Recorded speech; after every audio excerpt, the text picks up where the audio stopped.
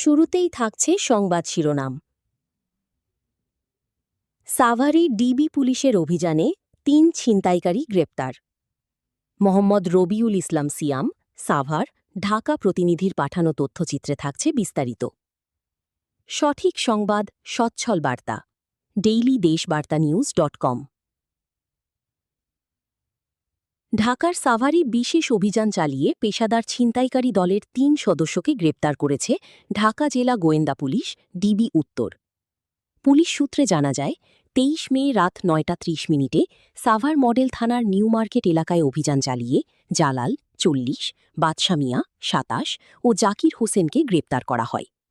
গ্রেপ্তারকৃতদের মধ্যে জালালের বিরুদ্ধে একটি হত্যাসহ মোট ৩টি মামলা এবং জাকির হোসেনের বিরুদ্ধে ডাকাতি, চুরি ও মাদকসহ মোট ৩টি মামলা রয়েছে বলে জানিয়েছে পুলিশ।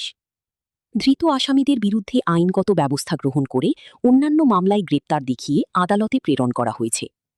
ডিবি কর্মকর্তারা জানান, সাভার আশুলিয়াসহ ঢাকা জেলার বিভিন্ন এলাকায় ছিনতাই ও সংঘবদ্ধ অপরাধ দমনে বিশেষ অভিযান অব্যাহত রয়েছে।